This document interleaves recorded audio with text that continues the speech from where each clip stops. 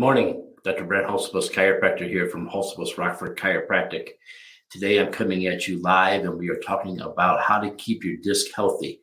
I get asked all the time, how do I keep my disc healthy? I want to keep arthritis at bay. What are some healthy ways of doing that? What's some of the keys that a chiropractor might know that nobody else is telling me? Well, first of all, let me start off by saying something. I'm in a unique situation where my clinic started in 1949 by my grandfather. He started down the clinic next door and then the community next door, but this was the second off. This is the next office. This is the oldest building that we have. And when he was down in Byron, when he first opened in Rockford, a lot of the Byron people stayed here in Rockford.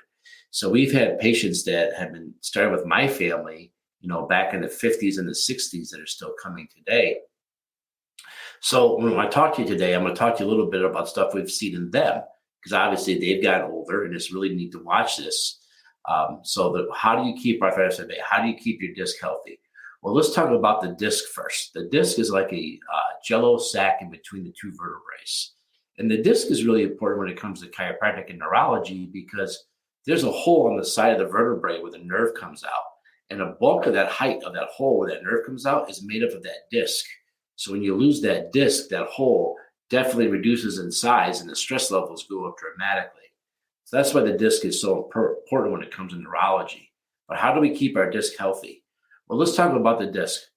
The disc has very little blood supply going directly to it. There's no nutrients coming in or going out on its own.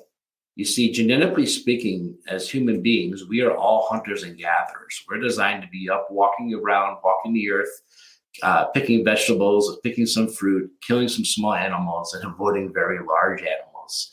That's how we're designed. And so if your back needed time to heal and you had to sit still, the animals would find you. You would become their food, okay? So what happens is we're designed to heal on the go. So when you walk, the muscles around your spine, they contract. When they contract, they push nutrients into your joint spaces and they pull toxins out. So this is why they get you up walking around. This is why chiropractors have always gotten you up and get you walking around right away, at least since the 60s when we learned this information.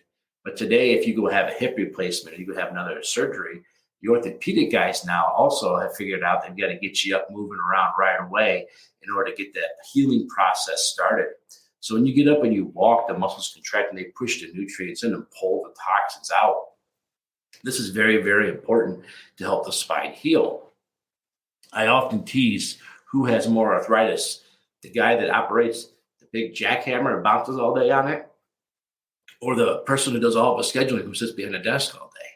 Well, typically it's the one behind the desk all day. Now, don't get me wrong. The guy with the jackhammer has issues and needs to see a chiropractor for too. But the person that does all the scheduling for the jackhammer guy, that person usually has more arthritis than the other person that's sitting all day.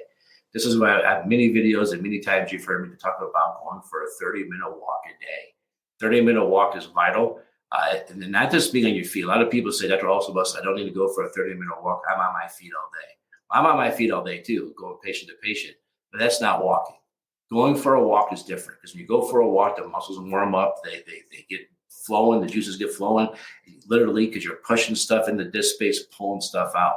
Walking from point A, stopping, going to point B, stopping, going to point C, stopping, back to point A, and stopping is not the same as going for a walk. Now today here, we live in Rockford, Illinois, and we have a whole bunch of snow coming down. So it's not really safe to be out walking around outside. So how do you make it up? Well, go to one of those big box stores, go to the grocery store, do a lap around the store first before you actually shop. Go to a health club, just go on the treadmill and walk for 30 minutes. I don't need you to run for 30 minutes. I mean, it's better, but go for a 30-minute walk on the treadmill. If you're at home and maybe you have knee or hip problems, I love recumbent stationary bicycles, the ones where your feet are out in front of you. So if your feet are out in front of you and you're pedaling, you're not putting any pressure on your lower back when you're doing this. You're not irritating your knees when you do this, but it mimics the muscles for walking and helps you out.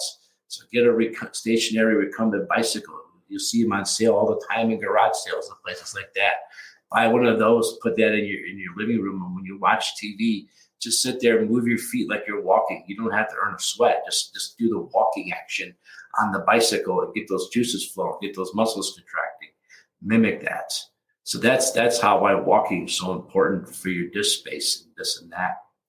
Now, as chiropractors, what we know when you have two vertebrae that are misaligned, what we like to call here is subluxation. They're misaligned, they're fixated, they're not moving right. And then what happens is they get stressed and the body recognizes the stress and they say, okay, we're not going to let you move anymore so you can't hurt us anymore. But now even when you walk, those two aren't moving and that one disc suffers. A lot of times I'll x-ray somebody and I'll say, look at right here, you have bad disc. That's bad. It's got some degeneration going on. We need to take care of that. And I'm often told by the patient or the patient's some other doctor told the patient, well, that's because of old age. I hear that all the time. Well, doc, I'm 65 years old. What do you expect? Well, I expect it to look as healthy as the ones above and below it. I mean, if only one of them's having this going on, then we know that one's fixated. That one has a subluxation. That one needs a chiropractic adjustment to free it up and help it move again. So that's what's happening there. That's why that one is doing that, not the rest of them. I was always told, aren't they all the same age? How could you only have one get arthritic and the rest of them not if they're all the same age and it's because of age? So the age thing that's a cop out. That's a I don't know why it happened answer. But as chiropractors, we know why that happened. There was either an old injury there or something happened there, and that two vertebrae got what we call subluxated, where they got stuck and the body froze them so that you couldn't hurt it anymore. As a chiropractor, our job is to go in there and free that up, make it move again, get rid of those adhesions, and then work with the vertebrae above and below that might be adding torque to that one and keeping it fixated. That's why we look at the whole spine, not just the one level. That way, if we fix them all, get the whole spine working again. It's all one big joint. So if you're worried about arthritis, an x-ray of your spine is the only way to tell if you have arthritis in your spine. I've had people come in and tell me that I'm told I have arthritis on my spine. I said, well, cool. Let me see the x-rays. Let me see the MRI, the scans, the images, and they don't have any. I said, well, how do you know you have arthritis in your spine if you can't see it? Arthritis in the spine is really obvious. First step, you lose your disc height. That disc dehydrates. That's why we're talking about keeping that disc hydrated. The next thing that happens is as that disc dehydrates, there's more friction, there's more irritation, and the body starts putting down bony spurs, calcium growths. These are what I like to call them bony calluses, kind of like on the ends of the vertebrae. And we see that in x-ray more than anywhere else than an x-ray because it's extra calcium, it's extra dense. So when we shoot the x-ray, it'll be extra white in those areas. That's what the x-ray does. That's what it picks up. It's real obvious to us as some severe degeneration. So we can see early and late stages on an x-ray. Very, very important. Now, what can you do about a thin disc? Well, we can definitely bring a thin disc back to life. We can definitely do some chiropractic adjustments, free it up, teach you how to exercise and stretch it. Here's the secret. Exercise is just going for a walk or walking. So that's all it comes down to. So go for more walks. So right now, if you want to know what you can do without coming into the chiropractor to get better, start walking.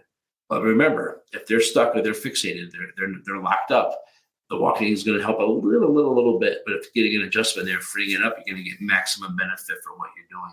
Getting that chiropractic adjustment first is huge before you start the walking exercise. So let's recap. You have a disc. The disc is made up of mostly water. When the vertebrae fixate or get locked, or what we call subluxated, they'll stop moving. When they stop moving, the muscles around there that are vital for pushing nutrients in and pulling toxins out no longer work because it's fixated. It's locked.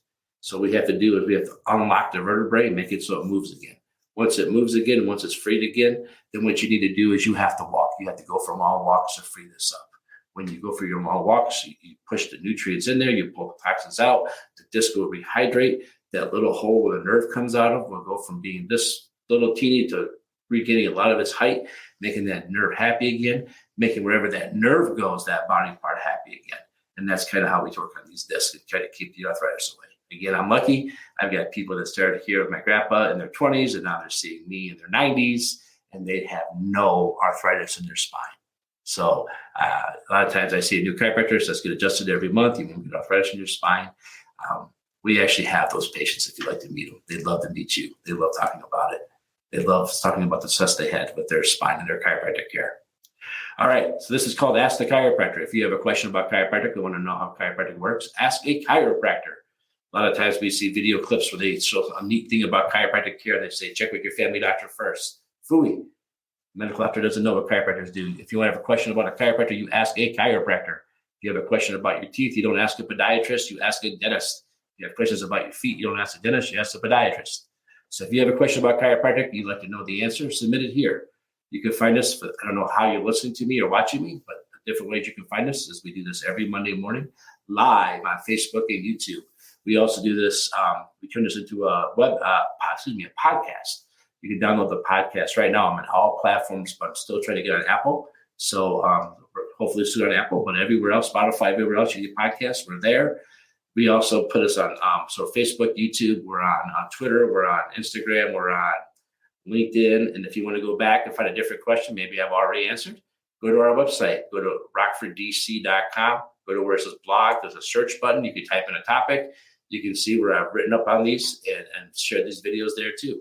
So if you have a question for the chiropractor you'd like to see me answer next time, leave a comment below, shoot us an email, go to the website to contact us.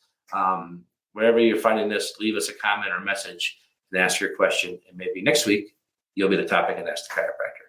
Till then, stay healthy, stay strong, and we're here for you if you need us. Talk to you later.